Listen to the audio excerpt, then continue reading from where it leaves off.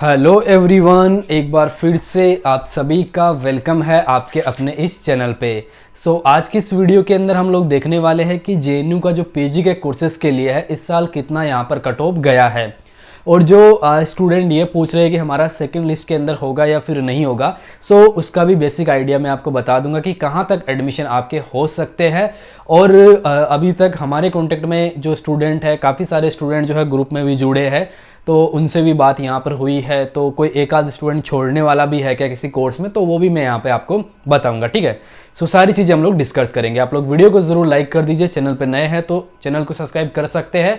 और आप देख रहे हो आपका सिलेक्शन हो चुका है, और अब अगर अभी तक आप व्हाट्सएप ग्रुप में ऐड नहीं हुए हैं तो आप मुझे मैसेज कर देना, आपको नंबर डिस्क्रिप्शन में दिए हुए हैं, वहाँ पे आपको ग्रुप में भी ऐड कर दिया जाएगा।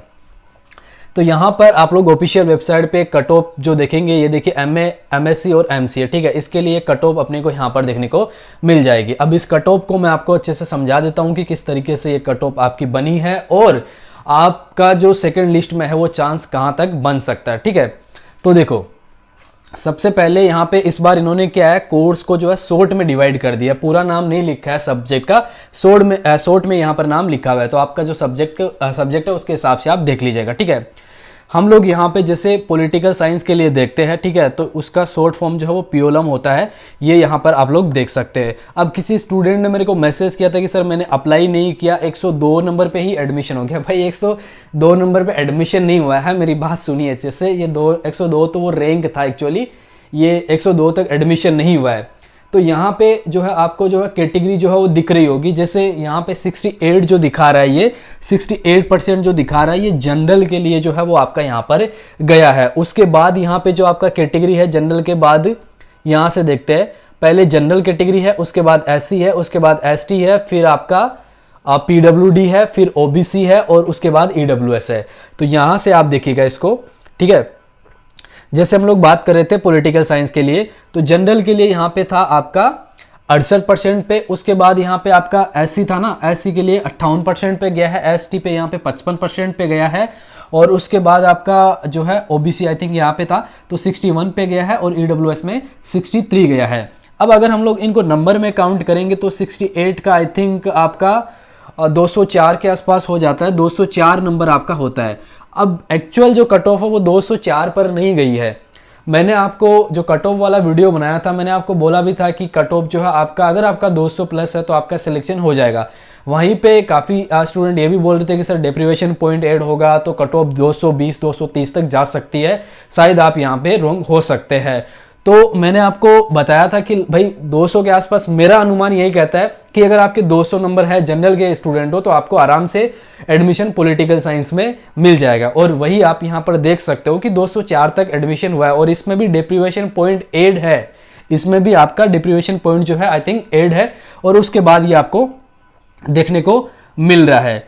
तो अब एससी के अंदर उससे भी कम हो गया। एसटी में देखिए 200 से नीचे भी एक स्टूडेंट जिसका 170 नंबर था, ठीक है, उसका ईडब्ल्यूएस में सिलेक्शन यहाँ पे हुआ है, लेकिन वो कोर्स उसका आई थिंक पीआईसम या आईआर होगा शायद। ठीक है, तो अब अगर आप लोग जैसे ये पॉलिटिकल साइंस के लिए देखा, पीआईसम के लिए अगर आप लोग देखेंगे तो 70% जो है इसका कट ऑफ गया। अब रीजन मैं बता देता हूँ, क्योंकि हर एक स्टूडेंट को लगता है कि सीटें अच्छी खासी है तो फर्स्ट पे इसको डालते हैं, तो इस चक्कर में फिर क्या हुआ, कट ऑफ उसका हाई चला गया।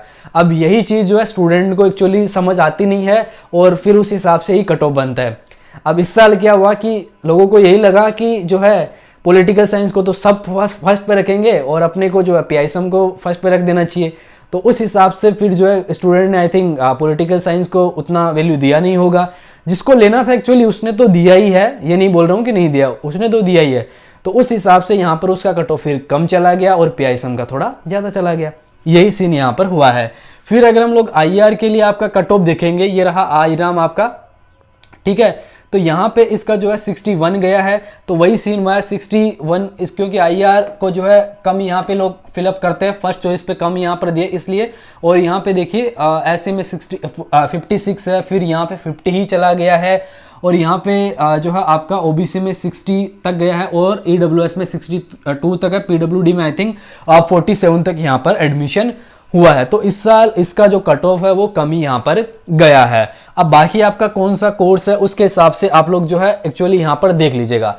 अब हम लोग बात करते हैं सेकंड लिस्ट में स्टूडेंट का कहां तक एडमिशन हो सकता है। देखिए जो रिजल्ट आपका आया है उसमें एक यूआर रैंक है और एक कैटेगरी रैंक है, ठीक है, ये आपको यहां पर देखने को मिल रहा है। अब देखिए यहां पर ये चीज जो है वो आपको दी गई है, आपका जो रिजल्ट आया है, अगर आप नोट सिलेक्टेड उसमें है और आप देख रहे हो कि आपका सेकंड लिस्ट में होगा या नहीं होगा, कहां तक होगा, तो देखो वो लोग यहां पर रैंक जारी करते हैं तो उस रैंक की कुछ तो वैल्यू है कि अगर किसी का 22 रैंक तक क्लियर, किसी का 23 रैंक तक है, तो अगर सीट खाली है या फिर उनको सेकंड लिस्ट में लेना होगा तो 23 रैंक वाले को लेंगे ना, उसी को लेंगे, 25-50 वाले को थोड़ी लेंगे, फिर रैंक का क्या मतलब होता है। तो यहां पर क्या है कि जैसे जो है यहाँ पे ये फर्स्ट वाला जो कोर्स है इसमें आपको यूआर की रैंक जो है वो 12 यहाँ पर बताई जा रही है, ठीक है, और ये यहाँ पर मार्क्स है, ये कट ऑफ है, ये रैंक है। तो अगर आपका रैंक 13 है, अगर आपका रैंक 14 है, तो आप होप करके चल सकते हैं कि आपको सेकंड वाली लिस्ट में जो है सिलेक्शन आपका हो सकता है। ऐसे अगर आप जो है ऐसी कैटेगरी के स्टूडेंट है, 5 रैंक तक दिखा रहा है, आपका 6 या फिर 7 रैंक तक है, तो आपका हो भी सकता है। वहीं अगर ऐसी एसटी के अंदर यहाँ पे जैसे कि अगर 2 तक बताया हुआ है इस कोर्स में, तो अगर आपका 3-4 नंबर पे है रैंक पे, तो शायद आपको मिल सकता है। अगर ये छोड़े तो हो सकता है आपका मिल भी सकता है। मैं आपको बताऊं पॉलिटिकल साइंस में मेरे नज़र में 2 ऐसे स्टूडेंट हैं जो ये कोर्स जो है वो आई थिंक नहीं लेंगे, क्योंकि वो यूपीएससी के लिए प्रिपेयर कर रहे हैं और उन्होंने बताया था कि सर मैं बहुत कम चांस है कि एडमिशन लूँगा। सिलेक्शन हो गया उन स्टूडेंट का, लेकिन वो मेनली जो है यूपीएससी के लिए प्रिपेयर कर रहे हैं और अपना टाइम जो है पूरा वहाँ पर देना चाहते हैं। तो अब मैं श्योर नहीं बोल सकता, बट उन्होंने हिंट दिया कि सर हो सकता है हम लोग एडमिशन नहीं ले, तो सेकंड लिस्ट में हो सकता है पॉलिटिकल साइंस में 2 स्टूडेंट का तो आराम से हो ही जाए। ऐसे आप पीडब्ल्यूडी में देखेंगे तो अगर आपका वही है कि अगर आपका 1-2 रैंक ऊपर है, 2-3-4 रैंक तक ऊपर है, तो आपका चांस बनता है कि सेकंड लिस्ट में आपका जो है वो सिलेक्शन यहाँ पर हो सकता है। लेकिन अगर आपका रैंक 200, 250, 400, 500 है, तो फिर शायद मैं नहीं बोलूँगा कि हो सकता है या नहीं, वो सीन अलग हो जाएगा। बाकी मैंने आपको इन शॉर्ट बता दिया है। अब इस पीडीएफ से आप अपने सब्जेक्ट का देख सकते हैं आपका कौन सा सब्जेक्ट है, ओके। एंड ऐसे स्टूडेंट जो कि प्रिपेयर करना चाहते हैं 2023 के लिए 2024 के लिए फिर से पॉलिटिकल साइंस के लिए, तो वो हमारे यहाँ पे ऑनलाइन क्लास ज्वाइन कर सकते हैं। हमारा जो फाउंडेशन बैच है वो 21 अगस्त से स्टार्ट हो रहा है, उसमें वो एडमिशन ले सकते हैं। मैं आपको बता दूं कि इस साल जो है हमारे लगभग 30+ स्टूडेंट का जेएनयू में सिलेक्शन हुआ है, 50+ बच्चों का जो है दिल्ली यूनिवर्सिटी में एडमिशन हुआ है, और लगभग 50 स्टूडेंट का अदर जो यूनिवर्सिटी है लाइक ये सेंट्रल यूनिवर्सिटी ऑफ पंजाब है, हरियाणा है, साउथ बिहार है, इनमें भी लगभग 50 स्टूडेंट का सिलेक्शन यहाँ पे हुआ है। तो लगभग हमारा 80-85% जो है वो इस साल भी जो है वो रिजल्ट रहने वाला है। तो अगर आप सीरियस स्टूडेंट है, ज्वाइन करना चाहते हैं, तो आप कर सकते हैं। जो नंबर डिस्क्रिप्शन में है उसी नंबर पे आप बात कर सकते हैं एडमिशन के लिए, ओके। सो इस वीडियो में गाइस इतना ही। वीडियो देखने के लिए आप सभी का शुक्रिया।